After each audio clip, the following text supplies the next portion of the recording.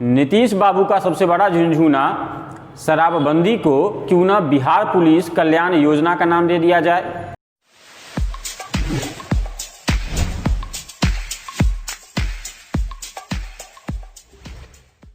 नीतीश बाबू का सबसे बड़ा झुनझुना शराबबंदी को क्यों न बिहार पुलिस कल्याण योजना का नाम दे दिया जाए, क्योंकि इस योजना से बिहार पुलिस में जो कुछ भ्रष्ट तंत्र बैठे हैं सिर्फ उनका कल्याण हो रहा है, बाकी न तो बिहार के समाज का कल्याण हो रहा है, न बिहार का जनता का कल्याण हो रहा है, न क्राइम का ग्राफ कम हो रहा है।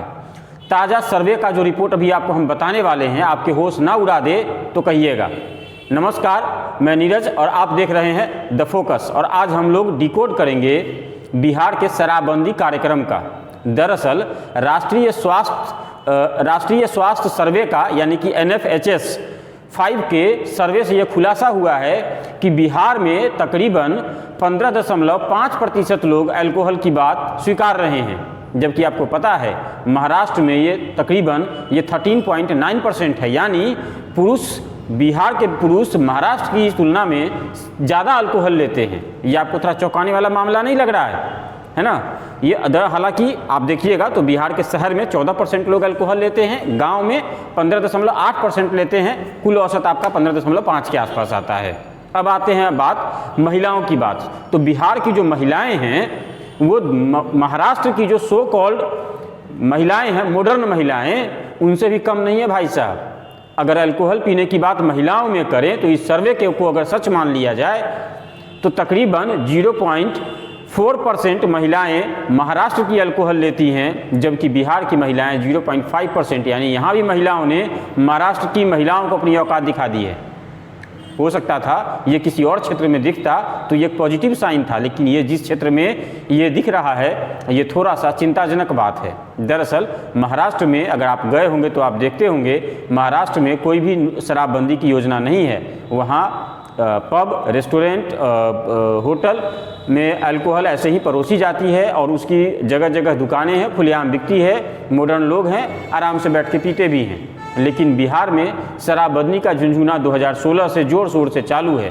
हाँ, कहीं भी अगर नीतीश जी अपने भाषण प्रवचन देते हैं उसमें शराबबंदी गिनवाना कहीं नहीं छोड़ते, बल्कि वो तो सबको हाथ पकड़ के रोड पे भी खड़ा कर देते हैं कि खड़े हो जाइए, जन जागरण अभियान कराइए।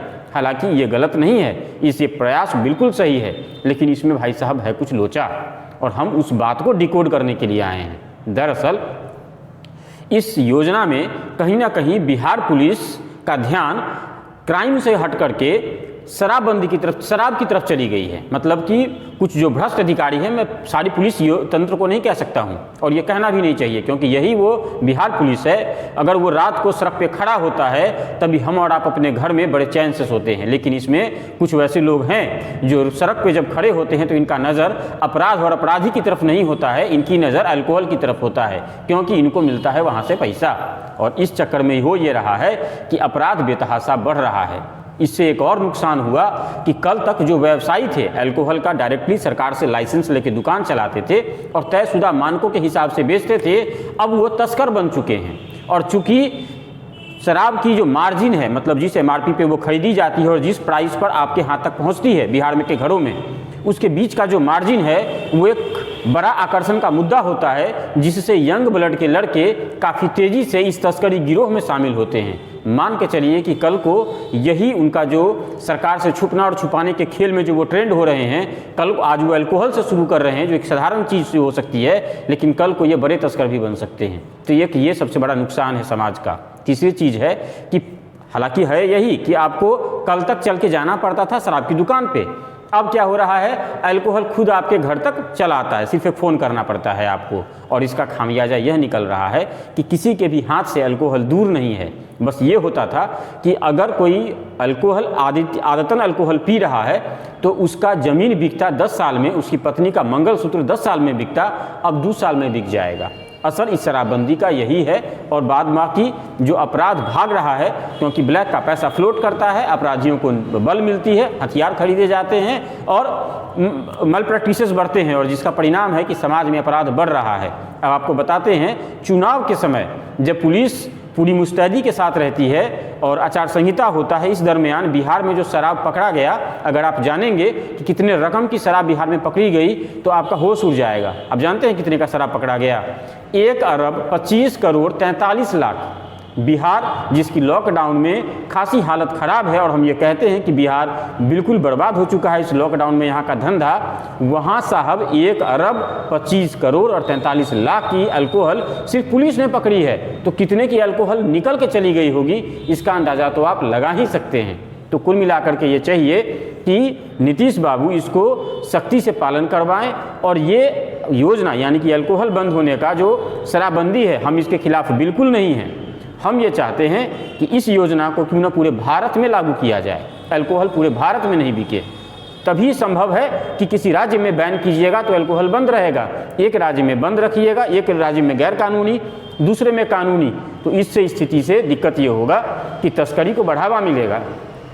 अब एक बड़ा ज्वलंत प्रश्न बनता है कि साहब अगर गोवा है या कुछ ऐसे स्टेट हैं जिनको अल्कोहल से बहुत पैसा आता है तो वो कैसे बंद कर सकते हैं? अगर वो बंद कर देंगे तो उनका धंधा चौपट हो जाएगा। तो इसका जवाब आपको देते हैं। बिहार का एक्साइज का 85% किसी समय सिर्फ अल्कोहल से आता था। नीतीश कुमार को शाबाशी दीजिएगा जिन्होंने ये हिम्मत जुटाया कि शराबबंदी की तरफ बिहार को प्रोत्साहित करे। तो जब बिहार जैसा स्टेट ये कदम उठा सकता है तो ये स्टेट मुंबई क्यों नहीं उठा सकता है साहब? ये गोवा क्यों नहीं उठा सकता है? ये केरल क्यों नहीं उठा सकता है? और अगर सरकार स्टेट को पैसा कमाने का एकमात्र उपाय अगर अल्कोहल दिखाई देता है तो फिर वो स्टेट कहे ना, तो फिर वो स्टेट चरस, गांजा, अफीम, स्मैक भी बेचने लगे फिर, क्योंकि पब्लिक वेलफेयर में काम करना है स्टेट को। तो पब्लिक ये स्टेट नहीं कह सकती कि हम अगर दारू बंद कर देंगे तो हमारा एक्साइज कम हो जाएगा, ये सरासर बहाना है। इसीलिए जिस प्रकार से नरेंद्र मोदी ने इसकी शुरुआत गुजरात से की थी और बिहार में इसकी शुरुआत नीतीश कुमार ने की, बाकी के मुख्यमंत्रियों से भी हम कहना चाहेंगे कि आप अपने अपने स्टेट में अल्कोहल बंद कराइए। ये समाज के लिए अभिशाप है और हमारी बहू बेटियों की सुरक्षा का सवाल है। धन्यवाद।